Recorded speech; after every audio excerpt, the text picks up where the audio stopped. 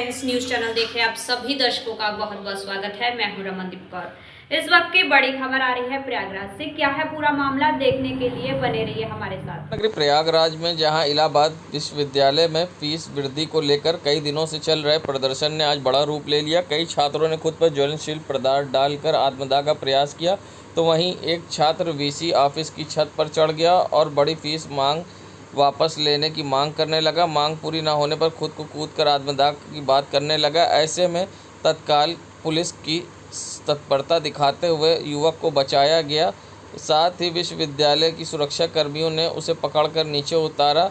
वहीं इस मौके पर कई छात्रों की तबीयत बिगड़ी, जिन्हें अस्पताल भी भेजा गया। ऐसे में पुलिस बल काफ़ी तैनात था और ऐसे में क्या कुछ हुआ, आइए सुनाते हैं आपको। क्या कहना है छात्रों का, क्या उनकी मांग है इस पूरे मामले को लेकर। छात्र हूँ। फीस इलाहाबाद विश्वविद्यालय में 4 गुना 400% बढ़ा दी गई है, जिसके विरोध में हम लोग विगत कई दिनों से जो है बहुत शांतिपूर्वक जो है धरना प्रदर्शन कर रहे हैं। लेकिन आज जो है आज की डेट रखी गई थी कि भाई हम लोग जो है अगर अब बीसी जो है मैम अगर हम लोग की बात को नहीं मानती हैं तो हम लोग थोड़ा से आंदोलन को उग्र करेंगे। विश्वविद्यालय प्रशासन ने आप लोगों से किसी तरह की कोई बात नहीं की। विश्वविद्यालय प्रशासन हम लोग सुबह से यहाँ जो जैसा कि आप देख रहे हैं बीसी मैम के ऑफिस के पास हम लोग खड़े हैं। विश्वविद्यालय प्रशासन ने हम लोग से कोई भी बात नहीं, उन सबसे कोई संचार हम लोग का नहीं हुआ। फीस वृद्धि के अलावा और क्या मांगे आप लोगों की? और फीस वृद्धि के साथ जो है इस समय लाइब्रेरी का सबसे बड़ा है मुद्दा। जो है वहाँ आप जो देखेंगे तो सही से स्वच्छ जल की सुविधा नहीं है। सिर्फ जो पानी को ठंडा कर दिया जाता है, बाकी आरओ की कोई सुविधा नहीं है। अनेक जो है। मेरा नाम राहुल यादव है सर। हमारी फ़ी बढ़ाई गई है, इसके लिए इन्होंने जो कुछ भी तर्क दिए हैं कोई जायज़ तर्क नहीं है। सर मैं तृतीय वर्ष का छात्र हूँ, मैं बताना चाहूँगा कि हमारी कोई क्लासेज प्रॉपर ढंग से चल नहीं पाती है। हमारी चाहे एनसीएंट की क्लासेज हो, विश्वविद्यालय प्रशासन के द्वारा कहा गया है कि एनसीएंट में, मेडेबल में, एजुकेशन में और भी अनेकों डिपार्टमेंट हैं जिसमें प्रोफेसर्स की अपॉइंटमेंट की जाएगी अगस्त तक। लेकिन आज सितंबर बीत गया, अक्टूबर आने वाला है, आज तक कोई अता पता नहीं है कि ये प्रोफेसर्स की अपॉइंटमेंट हुई भी या नहीं हुई। आज हमारी क्लासेज रिसर्च स्कॉलर ले रहे हैं, गेस्ट फैकल्टी की भी अपॉइंटमेंट नहीं की गई, क्योंकि प्रोफेसर्स की जब भर्ती नहीं हुई तो गेस्ट फैकल्टी को बुलानी चाहिए। गेस्ट फैकल्टी भी नहीं आई, हमारी क्लासेज रिसर्च स्कॉलर ले रहे हैं। मेरे पिताजी एक नियोजित शिक्षक हैं और हमारी इनकम उतनी ज़्यादा नहीं है कि हम यहाँ पे जैसा फ़ी बढ़ाया गया है उसको इफ़ोर्ड कर पाएँ। सर हम लोग यहाँ पे जब आते हैं तो उस आने के बाद हम लोग अनेक होम ट्यूशन्स ज्वाइन कर लेते हैं। इसलिए कर लेते हैं कि हमारे गार्जियंस हमें उतने पैसे नहीं दे पाते हैं। और सर 400% फ़ी बढ़ाई गई तो फिर हम इतना झेल कहाँ से पाएंगे। आलोक सिंह, तृतीय वर्ष, कला संख्या है। 4 गुना यानी कि 400% फीस वृद्धि कर दी गई है अकादमिक की। जो एक सत्र की फ़ीस लगती है इलाहाबाद विश्वविद्यालय में, अलग अलग कोर्स हैं, बीए, बीएससी, बीकॉम, जो भी कई सारे कोर्स हैं, सभी में लगभग 4 से 5 गुना तक की फ़ीस वृद्धि की गई है। उसके विरोध में सारे बच्चे लगातार, पहले तो जो भी तौर तरीके हम लोग यूजीसी तक अपना आवेदन पहुंचाए, लेकिन नहीं सुना जा रहा है। फिर शांतिपूर्वक हमने बैठकर विश्वविद्यालय के जो भी प्रशासन के लोग हैं उन तक प्रार्थना पत्रों के माध्यम से अपनी बात रखी, लेकिन वो फीस वापस करने को तैयार नहीं है। और यहाँ आपको मैं बता देना चाहता हूँ कि ये यूपी, बिहार, पूर्वी यूपी, बिहार और मध्य प्रदेश और भी उत्तर प्रदेश से सटे हुए जो भी राज्य हैं, उनके सीमावर्ती जिलों के तमाम छात्र जो गरीब और निम्न मध्यम वर्गीय परिवारों से आते हैं, उनके लिए विश्वविद्यालय पढ़कर अपने सपने पूरे करने का एक बड़ी जगह थी। जो भी छात्र संघ संयुक्त संघर्ष समिति के बैनर तले सब एक ही प्लेटफॉर्म पर, चाहे जो जिस भी छात्र संगठन से आते हों, सब तैयार हैं और सब अलग अलग तरीक़ों से अपना विरोध कर रहे हैं। उसमें कुछ छात्र जो आहत हैं, आत्मदाह करने की भी उन्होंने आत्मदाह करने की कोशिश की। हमारे साथियों और पुलिस प्रशासन ने उनको रोककर और पुलिस प्रशासन और विश्वविद्यालय प्रशासन और ये लखनऊ और दिल्ली में बैठी हुई सरकार जो आंदोलन को तोड़ना चाहती है, आंदोलन का दमन करना चाहती है, उसने ये एक नया तरीका जो अपनाया है कि जो भी हमारे आंदोलनकारी साथी हैं उनके घरों पर पुलिस और प्रशासन के लोग भेजे जा रहे हैं कि अपने लड़के को आप वापस बुला लीजिए, आंदोलन से हटा लीजिए, नहीं तो आपको भी जो है इसका खामियाजा भुगतना होगा। मैं वेद प्रकाश सिंह, शोध छात्र, विकास अध्ययन केंद्र, इलाहाबाद विश्वविद्यालय। मर्यादा पुरुषोत्तम श्री राम ने किया था अपने पितरों का तर्पण, जिस धारा पर किया था विश्व का सबसे पहला महायज्ञ, जिस जगह पर होता है 3 नदियों का संगम, जिस जगह की रक्षा करता है अक्षयवट, जिस स्थान को विष्णु जी का मुख्य कहा जाता है, हम आपसे बात कर रहे हैं उसी पूर्ण भूमि प्रयागराज की। इस भूमि को तीर्थ के राजा का सम्मान प्राप्त है। कहते हैं कि पितर पक्ष के पूर्वज अपने वंशजों से जल की कामना करते हैं। सनातन धर्म को मानने वाले जातक अपने पूर्वजों की आत्मा की शांति के लिए उनका तर्पण करते हैं। मर्यादा पुरुषोत्तम श्री राम ने तीर्थराज प्रयाग में अपने पिता महाराज दशरथ और उनके अपने पूर्वजों का तर्पण स्वयं किया था। सनातन धर्म के तहत अयोध्या से पुरोहितों को बुलाकर उनके निर्देशन तर्पण करके अपने पूर्वजों की आत्मा की शांति की कामना की थी। तब से लेकर अब तक ये परंपरा सनातनी निभाते चले आ रहे हैं। तीर्थ पुरोहित बताते हैं कि मर्यादा पुरुषोत्तम श्री राम ने उन्हें प्रयागराज में बसाया था। दक्षिणा में उन्होंने सोने का नारियल दिया था, तभी से तीर्थ पुरोहित का निशान सोने का नारियल हो गया। क्या कुछ कहना है इस पूरे मामले पर तीर्थ पुरोहित का, आइए सुनाते हैं आपको। श्राद्ध का ये प्रयाग तीर्थराज प्रयाग इसको क्यों कहा जाता है? जब तीर्थों का चुनाव हुआ तो प्रयाग ही को क्यों राजा बनाया गया? सारे तीर्थों ने ऑब्जेक्शन किया इसके ऊपर कि प्रयाग को ही क्यों राजा, हम क्यों नहीं बन सकते? तब विष्णु भगवान ने कहा जो राजा बनेगा उसके बैठने का सिंहासन चाहिए, छत्र चाहिए, दो दासियाँ चाहिए चंवर डुलाने के लिए। तो ये जो ये मैदान देख रही है विष्णु भगवान का सिंहासन हुआ, अथैवट हुआ उनका छत्र, और गंगा यमुना ये दो दासियाँ उनको चंवर डुलाती हैं अपने लहरों से। और पहला यज्ञ पृथ्वी पे प्रयाग में ही हुआ, इसलिए विष्णु भगवान का मुख कहा जाता है। यहाँ श्राद्ध देना बहुत ही आवश्यक है। और भगवान राम जब लंका विजय करके प्रयाग आए तो उनको एक तो ब्रह्म हत्या लगा, और दूसरा दशरथ जी भी, महाराज दशरथ समाप्त हो चुके थे, तो उसके लिए यहाँ कोई पुरोहित नहीं था जो उनका ये कर्म करा सके। तब हमारे पूर्वजों को बुलाया गया अयोध्या से, हम लोग अयोध्यावासी ही हैं।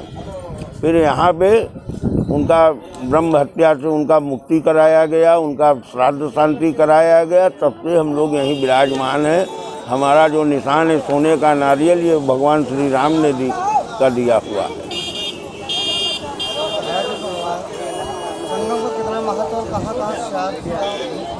श्राद्ध प्रयाग हो गया, ये विष्णु भगवान का मुख हुआ, नाभि हुआ विष्णु भगवान का काशी, और विष्णु चरण हुआ गया, और ब्रह्म कपाली हुआ बद्री नारायण। जहाँ के बद्री नारायण जाएंगे तो ब्रह्म कपाली में भी श्राद्ध देना बहुत जरूरी है। बद्री नारायण ब्रह्म कपाली, उसके बाद और उत्तर भारत के कुछ लोग जाते हैं मात्र गया, पुष्कर में भी दिया जाता है श्राद्ध। अपना नाम बताइए। हमारा नाम दुर्गा प्रसाद मिश्र, सोना नारियल वाले। संगम नगरी प्रयागराज में एक वीडियो सोशल मीडिया पर तेजी से वायरल हो रहा है, जिसमें सिविल लाइंस इलाके में ड्राइवर के साथ की गई मारपीट और थाने में तहरीर देने की बात बताई जा रही है। बता दें, आरोप है कि सुनील कुमार उर्फ बग्गा इनकम टैक्स ऑफिस के सामने बाटी चोखा की दुकान लगाता है और गुंडा टैक्स वसूली के मामले पर ड्राइवर के साथ मारपीट करने का आरोप लगाया है। साथ ही टाटा जैस गाड़ी को लेकर बनारस से सिविल लाइंस बस स्टैंड पर पास पहुंचा तो बग्गा ने उससे पैसे मांगे, जिसके बाद ड्राइवर इसात अहमद ने पैसा देने से इनकार कर दिया। तो बग्गा ने उसके साथियों ने मिलकर ड्राइवर के साथ जमकर मारपीट की, जिससे ड्राइवर सिविल लाइन थाने में लिखित तहरीर भी दी है। क्या कुछ कहा है, आइए सुनाते हैं। इलाहाबाद चलते हैं डेली, और वहाँ पे जब पहुँचे इलाहाबाद तो 4 लोग आए, बग्गा और सुमित और विनय और ये मोनू, और ये लोग हम सवारी उतार चुके। तो फिर उसके बाद हम देखे पैसे ले रहे थे हम सवारी से, किस का पैसा? मतलब हम सवारी अपनी भाड़ा ले रहे थे सवारी से। तो वो लोग आए तो हमारे पास जब सवारी हम छोड़ दिए तो आए तो बोलने की पैसा दीजिए। किस चीज़ का पैसा मांग रहे थे वो? भैया वो लोग डेली हमको परेशान करते हैं, डेली पैसे काय को परेशान करते हैं? मतलब यहाँ से हम गाड़ी डेली लेके जाते हैं तो कुछ ना कुछ वो लोग मांगते हैं, दारू पीने के लिए और कुछ करने के लिए। वो लोग डेली हमसे मांगते रहते हैं, परेशान करते हैं। तो क्या किया उसके बाद वो हम पैसा देने पे नहीं होता किया, इनकार कर दिया।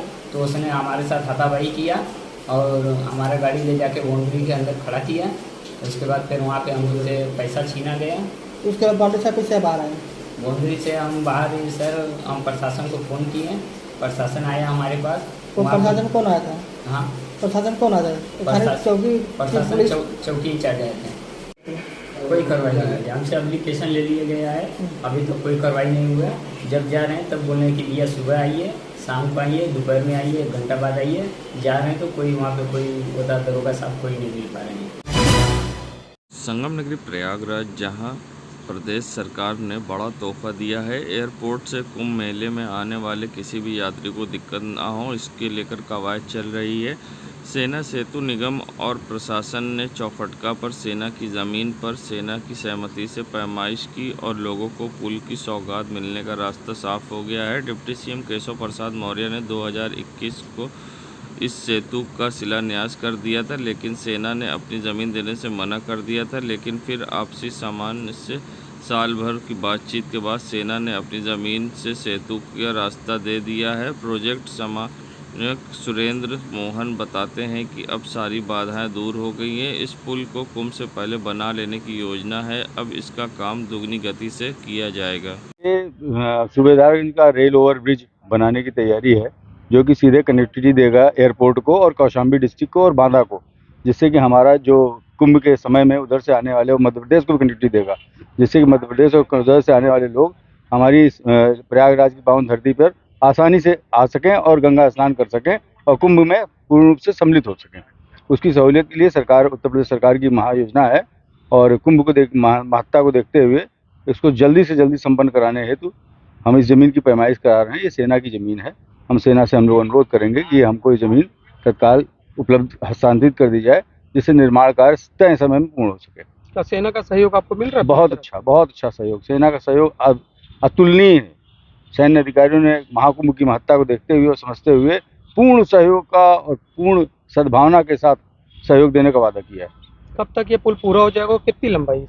लंबाई इस 3 भागों में मिलाकर करीबन ये 1700 मीटर का लंबा पुल है और ये पूरा हम लोग का प्रयास है कि अगर जल्दी जिस तरीके की कार्रवाई चल रही है, हम इसको कंप्लीट कर लेंगे जून 2024 तक। संगम नगरी प्रयागराज, जहां मौसम बदलते ही इन दिनों लोगों में पेट में होने वाली समस्याएं बढ़ रही हैं, ऐसे में क्या कुछ कहना है डॉक्टर फिरोज़ का, किस तरह से बचाव करें, आइए सुनाते हैं। देखिए, जब भी मौसम का बदलाव होता है, परिवर्तन आता है, तो उसमें कई तरह के वायरस और बैक्टीरिया जो एक्टिव हो जाते हैं। तो उसमें हम लोग को खास तौर जैसे बरसात में खुले कोई खाना रखा हुआ उसको ख्याल रखना चाहिए। कहीं बाहर खड़े होकर समोसा नहीं खाना चाहिए। पानी को पका के पीना चाहिए। और बरसात में हम लोग देखा जाता है कि लोग इनहाइजीनिक कंडीशन में खाना है, पानी है ले लेते हैं, जिसकी वजह से डायरिया है, बुखार है, कई कारण बन जाते हैं। तो इसका रोकथाम के लिए हम लोग को ये सचेत रहना पड़ेगा और सब चीज़ का ख्याल रखना पड़ेगा। पेट की समस्या फ्रिज में रखे खाने से हो रही है, जिस तरह से आजकल गैस की समस्या और अन्य प्रकार की हो रही है। कहा जाता है कि फ्रिज में रखा सामान बासी ना खाएं, इससे कई बड़ी बीमारियाँ भी होती हैं। किस तरह से? देखिए, कई ऐसी चीज़ें हैं जो फ्रिज में रखने से उसको फिर इस्तेमाल करने के में दिक्कतें पैदा होती है। तो कोशिश ये करना चाहिए, काफ़ी प्रिजर्व किया हुआ चीज़ों का इस्तेमाल नहीं करना चाहिए। मुश्किल से अगर कोई चीज़ रखा भी गया है तो सेकंड डे इस्तेमाल कर देना चाहिए। नहीं, कई चीज़ ऐसा भी है कि फ्रिज में रखने की वजह से भी उसमें इन्फेक्शन पैदा होने के डर रहते हैं। जैसे आटा वगैरह भी नहीं रखना चाहिए फ्रिज में, उसका इस्तेमाल नहीं करना चाहिए। गूँथा हुआ आटा हमेशा ताज़ा बनाना चाहिए, ताज़ा खाना चाहिए। नगरी प्रयागराज में आज समाज सेवी महिलाओं ने आज वृक्षारोपण किया है। बता दें, प्रधानमंत्री के जन्मदिन के पखवाड़े पर अभियान चलाकर तरह तरह के कार्यक्रम किए जा रहे हैं। उसी कड़ी में आज राष्ट्रीय सामाजिक सेवा एवं शोध संस्थान की अध्यक्ष डॉक्टर रश्मि शुक्ला द्वारा आज वृक्षारोपण का कार्यक्रम किया गया। रश्मि शुक्ला के नेतृत्व में कई समाज सेवी महिलाओं ने आज वृक्षारोपण किया है और साथ ही लोगों से पेड़ लगाने की अपील की है। क्या कुछ कहा है, आइए सुनाते हैं आपको। आजकल वर्तमान में हम सभी जानते हैं कि प्रधानमंत्री हमारे माननीय श्री नरेंद्र मोदी जी का ये जन्मदिन का पखवाड़ा चल रहा है। उसके अंतर्गत आज हम सब लोगों ने मिलकर महिलाओं ने वृक्षारोपण किया, जिसमें नीम का पेड़ लगाया, आम का पेड़ लगाया। और इस वृक्षारोपण में हम लोग की ये सब महिलाओं की सभी निवेदन है कि पेड़ अवश्य लगाएं। थैंक गॉड में अजय देवगन सूट बूट में भगवान चित्रगुप्त की भूमिका निभा रहे हैं, जिसका अब विरोध लगातार हो रहा है। ऐसे में कायस्थ पाठशाला प्रयागराज की ओर से इसका विरोध किया गया और साथ ही जमकर नारेबाजी की गई। साथ ही चौधरी जितेंद्र नाथ सिंह के नेतृत्व में यहाँ इस पर बैन लगाने की मांग की गई है। ऐसे में क्या कुछ कहना है, आइए सुनाते हैं आपको क्या कुछ कहा है थैंक गॉड पिक्चर। आज प्रयागराज शहर में अखिल भारतीय कायस्थ महासभा की तत्वाधान में और कायस्थ पाठशाला प्रयाग के संयुक्त तत्वाधान में आज कहते हैं जो थैंक गॉड पिक्चर बॉलीवुड की जो बनी है उसके विरोध में सभी लोगों ने धरना दिया है, कायस्थ समाज के लोगों ने। इस पिक्चर में खासतौर से जो हम लोग के समाज, कायस्थ समाज के जो आराध्य देव हैं, जो हम लोग के पूजनीय हैं, भगवान चित्रगुप्त जी के चित्रण को लेकर के बहुत ही अशोभनीय चित्रण किया गया है और उस अशोभनीय चित्र के खिलाफ अजय देवगन जी को उनका पात्र बना दिखाया गया है, भगवान जी का पात्र बनाया गया है। किस पोशाक में हैं वो, किस कपड़े में हैं वो और किस तरह से इस पिक्चर में उनका चित्रण हुआ है, ये बहुत ही हम लोग के समाज के लिए समाज बहुत ही देखिए पूरे भारतवर्ष में हर शहर में इसके प्रति विरोध प्रदर्शन हो रहा है कि इस पिक्चर को या तो बैन किया जाए, गवर्नमेंट बैन कराए, या सेंसर बोर्ड इसकी जो उतना पार्ट है जो भगवान चित्रगुप्त जी के ऊपर उसको काटा जाए। इसी के विरोध में आज इलाहाबाद में धरना स्थल पर सिविलाइज में चर्च के सामने वहाँ हम सब लोगों ने मिलकर के धरना दिया और उत्तर प्रदेश सरकार को के जिलाधिकारी महोदय के थ्रू यहाँ पे उनको ज्ञापन दिया गया कि माननीय मुख्यमंत्री जी उत्तर प्रदेश और महामहिम राज्यपाल जी को ये ज्ञापन जो है उनको भेजें तुरंत, ताकि उस ज्ञापन को वो केंद्र सरकार तक भेज सकें और इस पिक्चर को रिलीज़ होने से रोकें। मैं चौधरी जितेंद्र नाथ सिंह अखिल भारतीय कायस्थ महासभा का राष्ट्रीय अध्यक्ष हूँ और कायस्थ पाठशाला प्रयाग का मैं अध्यक्ष हूँ। संगम नगरी प्रयागराज जहां कई दिनों की उमस भरी गर्मी के बाद बरसात ने दस्तक दी है, ऐसे में बारिश ने लोगों को राहत तो दिलाई है। जहां उमस और चिपचिपी भरी गर्मी से अब लोगों को राहत मिली है, मगर कहीं ना कहीं लोगों को परेशानी का सामना भी करना पड़ रहा है। एक तरफ जहां बरसात ने लोगों को राहत दिलाई तो दूसरी तरफ सड़क खराब होने से लोगों को काफ़ी परेशानी का सामना करना पड़ रहा है। जहां सड़क पर जल भराव होने के कारण कई बार दुर्घटनाग्रस्त भी लोग होते हैं। ऐसे में ख़ास तौर से करेली की सड़कों का बुरा हाल है। जैसे सड़कों पर आप देख सकते हैं बारिश के बाद किस तरह से सड़क तालाब में तब्दील हो गई है और सड़क पर बड़े बड़े गड्ढे हैं, जिससे कभी भी बड़ी दुर्घटना हो सकती है। मगर जिम्मेदारों की लापरवाही के कारण आज तक इस सड़क का विकास नहीं हो पाया। ये नज़ारा है करेली क्षेत्र का, जो कि मंत्री नंदी के क्षेत्र में आती है और आज तक इस सड़क का करीब 7 साल में भी विकास नहीं हो पाया और जिम्मेदारों की लापरवाही के कारण स्थानीय लोग होते परेशान। क्या कुछ कहना है लोगों का, आइए सुनाते हैं। देखिए, अभी जो मौसम इससे पहले चल रहा था तो मौसम बहुत गर्म था, धूप वगैरह थी और उमस का मौसम था। बारिश हुई है, थोड़ा मौसम और अच्छा लग रहा है, खुशगवार मौसम लग रहा है माशाल्लाह। सड़कों की समस्या ये है कि जहाँ पे सड़कें सही हैं वहाँ पे कोई दिक्कत नहीं है, जहाँ पर गड्ढी गुड्ढा होता है वहाँ पानी भरा होता है, जिसमें आवागमन में परेशानी होती है, ई रिक्शा वगैरह पलटने का डर होता है। करेली की सड़कें तो बद से बदतर हैं, बहुत ख़राब हाल है करेली की सड़कों का। और कुछ ही सड़कें जो मेन देखा जाए वो ठीक है, बाकी सब गली कूचे जितनी भी सड़कें ज़्यादातर बहुत बदहाल हालत में हैं। जल भराव तो लाजिम है उसके होने का, जब पानी गिरेगा और गड्ढी गुड्ढा होगा, सड़कें सही नहीं होंगी तो वहाँ पानी भरना लाजिम है। उसमें जो है चलने वालों को पता नहीं चलता कहाँ पे कितना गड्ढा है, कहाँ पे लेवल है, उसमें लोगों को हताहत होने की आशंका बनी रहती है। मेरा नाम इंतखाब अहमद है। संगम नगरी प्रयागराज में जहां नटवर लालू के खिलाफ आज फोटोग्राफरों ने धरना स्थल पर प्रदर्शन किया और साथ ही कार्रवाई करने की मांग को लेकर और न्याय के लिए यहां पर प्रदर्शन करते हुए बताया कि यहां पर उनके साथ 2 नटवर लालू ने कैमरा किराए पर लिया, जिसके बदले में उन्हें चेक भी दी गई और साथ ही वो नटवर लाल करीब 23 कैमरे लेकर फरार हो गए। जहां ओम दुबे और नरेंद्र दुबे के खिलाफ कई फोटोग्राफर धरना स्थल पुलिस चौकी के पास धरना स्थल पर पहुंचे और जहां हाथों में तख्ती लेकर उन्होंने न्याय की मांग करते हुए राजरूपपुर पुलिस चौकी के खिलाफ नारेबाजी की। साथ ही उनका कहना था कि नरेंद्र दुबे और ओम दुबे उनसे कैमरा किराए पर विश्वास और चेक के माध्यम से ले गए, मगर आज तक कैमरा वापस नहीं आया है और चेक भी कैश नहीं हुई है। ऐसे में उन्होंने कई गंभीर आरोप लगाए और न्याय की मांग की है। क्या कुछ कहा है, आइए सुनाते हैं आपको। ये कि एक फर्जी आदमी हम लोग से कैमरा ले गया और कैमरा ले जाके उसने जो है वापस नहीं किया। इसके संदर्भ में हमने धूमनगंज चौकी में अपना कंप्लेन लिखवाई और उस कंप्लेन पे अभी तक कोई कार्रवाई नहीं हुई और यहाँ सारे पीड़ित खड़े हैं, जितने हमारे भाई लोग खड़े हैं, और हमें अभी तक न्याय नहीं मिला। कैमरा क्यों ले गया, क्या मामला? वो बहाना करके कैमरा ले गया और एक तरीके से उसने हम लोगों को धमकी दी और धमकी दे के कैमरा उसने कैमरा लिया कि हमको वीडियो शूट करना है, हमको शादी खींचनी है, हमको तिलक खींचना है, इस तरह करके, क्योंकि यहाँ पे सारे वेडिंग फोटोग्राफर हैं, शादी ब्याह के सारे लोग, और प्री वेडिंग खींचने के लिए वो वेडिंग सब आ गया उसमें, तो वेडिंग खींचने के लिए ले गया और बहाना मार के और सबको बोला कि हम इतना इतना पैसा देंगे और आपका कोई भी बंदा मेरे साथ जाएगा नहीं, कोई भी सदस्य जाएगा नहीं, हम खुद सारा काम कर लेंगे। विश्वास पे लेके उसने हम लोगों से कैमरा लिया। उसका नाम ओम दुबे है। कितना कैमरा होगा? 23 कैमरे हैं। 23 कैमरे की पूरी डिटेल है हमारे पास, उसका मॉडल नंबर है, उसकी रसीद है हमारे पास।